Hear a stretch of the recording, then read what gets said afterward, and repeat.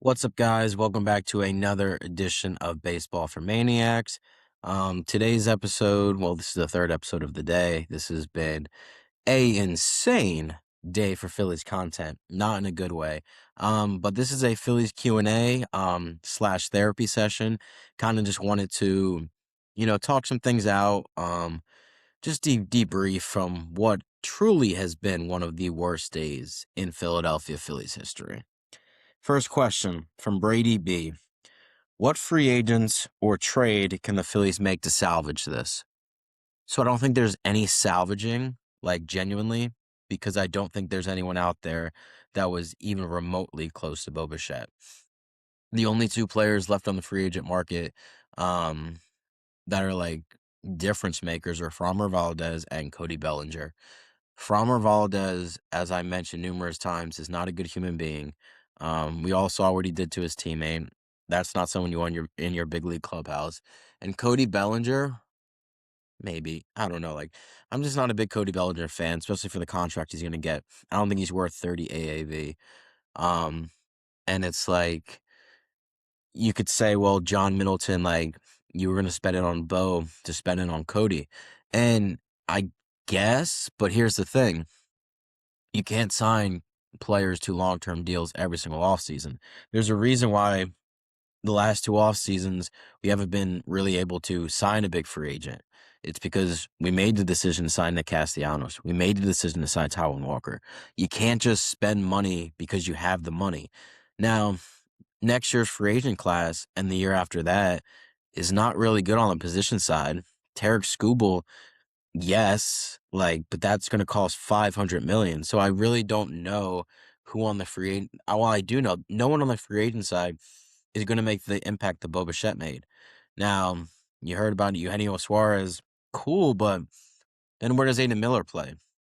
Like, it would have worked out for Bo, Stott, and Turner, then Aiden Miller fits where he fits because Bo Bichette is that much of a difference maker. It doesn't work with Eugenio Suarez. So, hope that I answered that question for you. All right, next one. With the money we have from missing Bo, do you think we sign Framber and extend Luzardo, or should we try and trade for a Marsh or Bohm upgrade or sign Bader? So, like I said in the last question, I don't think we're going to get Framber, and I really don't want him, to be honest. Um, I Extending Luzardo, I would do it just because I'm very high on Jesus Luzardo, and I think he's going to have a phenomenal 2026 season to where if you don't extend him, the price tag's only going to go up. We saw what happened with Ranger Suarez. We should have extended him about 2 years ago. We didn't do that, and we just lost him at free agency. Now, a Bohm or Marsh upgrade. So I'm still very high on they should go re-sign Harrison Bader, trade Brandon Marsh, and put Justin Crawford in left. Now, and I said this probably numerous times here on the other episodes, I just don't think Dave Dombrowski has it in him to make a creative trade. I don't think he's good at his job anymore. I firmly don't believe Dave Dombrowski is a good president of baseball operations. And what has he done? Like, genuinely, what has Dave Dombrowski done besides put pen to paper to free agents? Trey Turner. Nick Castellanos was a terrible signing. Taijuan Walker was a terrible signing. And I don't know.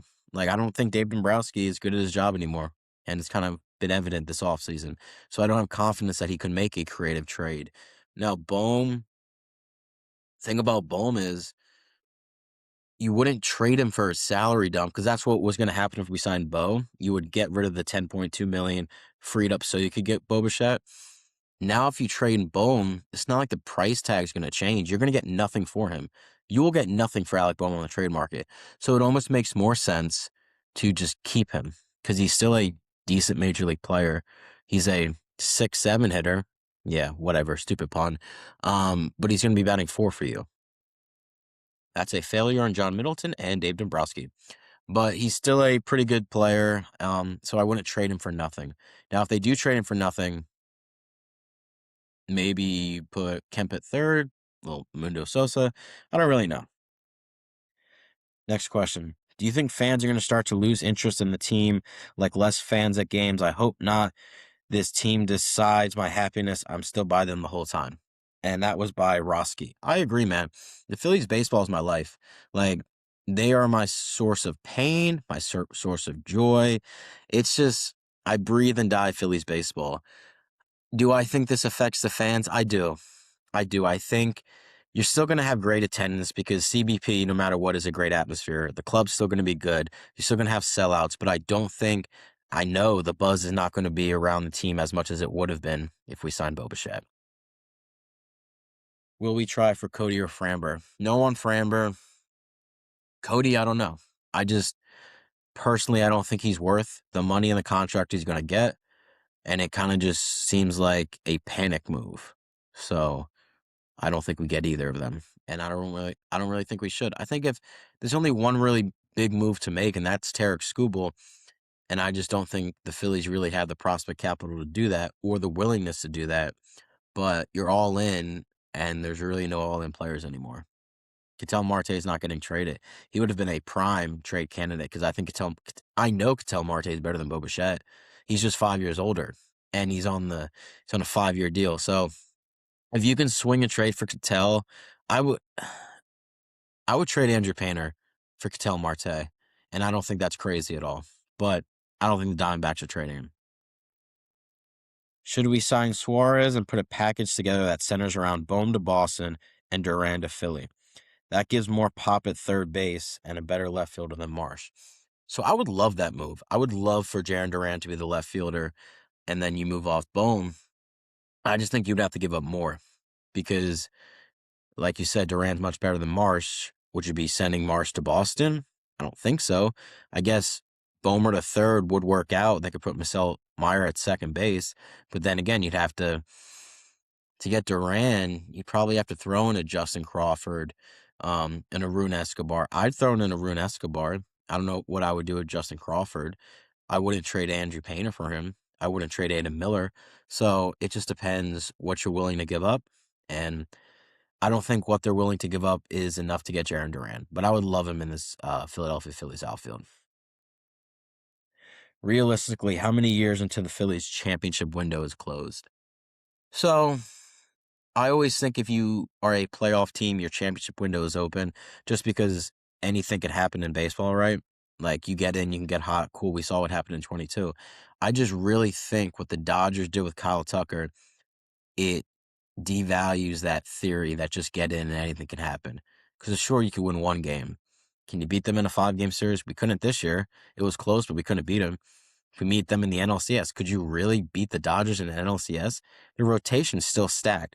Yamamoto, Blake Snell, Shohei Ohtani, Tyler Glasnow, Roki Sasaki is most likely going to have a breakout 2026, similar to Yamamoto, what he did last year in the second year. Now, Yamamoto was much better in 24 than Roki was last year, but I think that rotation's still stacked. And think about the Dodgers, man.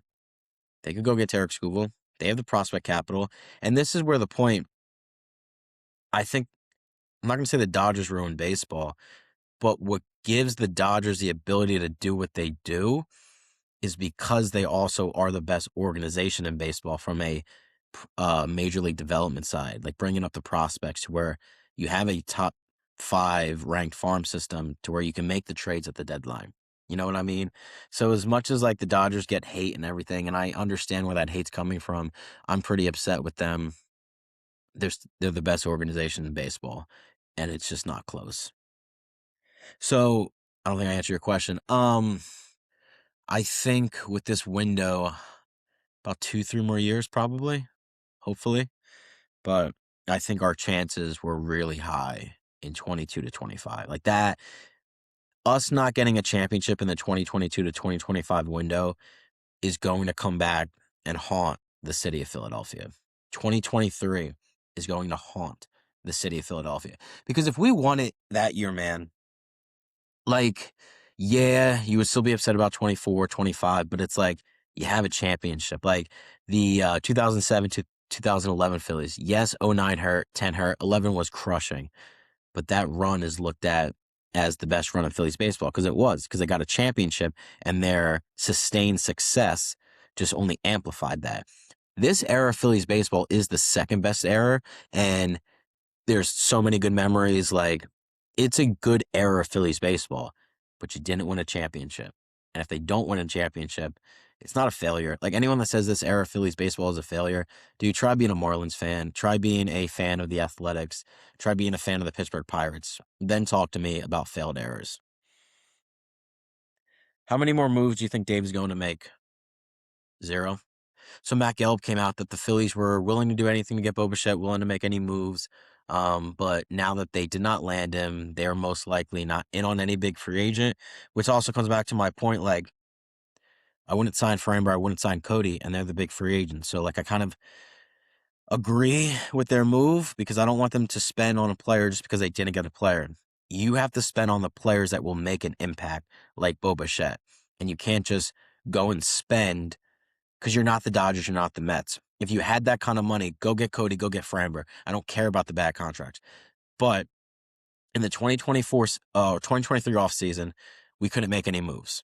We couldn't sign any big free agents because we were tied up with the luxury tax and everything. Because the Phillies are a top 4 payroll, but they are nowhere near the stratosphere of the Mets and the Dodgers.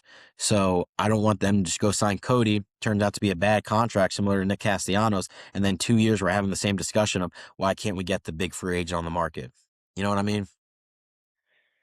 Organization gave up. This team isn't going anywhere. Everyone gets better, and we're just hoping Harper of old comes back. So I agree, right? I don't think they're doing nothing. I think they're trying. But if you saw my video today with how much I criticized John Middleton, Dave Dombrowski, the entire organization, it comes back to where they're trying, but they're really not. Because in order to get a player like Bo Bichette, you have to be willing to go above and beyond. 7 years, $200 million was never getting it done. It was never getting it done. You should have gone 9 years, 300. You should have gone 9 years, 300, and you didn't. And then this whole philosophy of no opt-outs is quite literally the dumbest philosophy in any baseball organization, especially after you've seen the track record. Kyle Tucker signing yesterday, Bo Bichette 3 years with opt-out. Like, how can you even think that's a good organizational philosophy? Because here's the thing, right? You can understand it from a point of you want your guys locked in, you want the core together, cool, right? But that philosophy is not worth you continuing to miss out on stars, because the way baseball free agency is going, especially with the impending lockout, is players are more open to short-term high AAV opt-outs because it really just benefits them. Because if Bo Bichette struggles, right, or Kyle Tucker struggles after like year 2, he can just continue to opt in and get $60 million a year. So it's just organizational malpractice. I'm not saying they're not doing anything because they still have a $300 million payroll, but it comes back to the point, if you're going to have a $300 million payroll, then you have to go above and beyond if you really want your trophy back. And I love John Middleton. I think he's one of the best owners in sports. I know he is, but he really doesn't want his effing trophy back. What's next? Is Belly an option? Do you make a trade for a bat if you want to compete? I don't think Belly's an option. And I don't really want Cody Bellinger. Now, if they sign him, I'm not going to be upset. But, yeah, missing out on Bo Bichette was awful. How significant is Bichette to the Mets? So, in the sense of, and I'm sorry I'm not saying your username, guys. It's been a long day. But how significant is Bichette to the Mets? I don't think this makes the Mets a real threat because I think their pitching is still terrible. It obviously improves their ball club to where we're going to be battling with them for the NL East. I think it has much more ramifications of what it means for a Red October, like if we were to face the Dodgers. Because I firmly believe if we were able to get Bo Bichette, we could have competed with the Dodgers. Now, again, anything can happen. Cool. But yeah, I think it just affects us more in the sense of not being able to go star for star with the Dodgers. And even if we did get Bo, they would still have the better club, the better roster, but it would have made the gap much more smaller between LA and Philly. Now it's like, I drop my phone. It's like this. If we had Bo, it would be like this.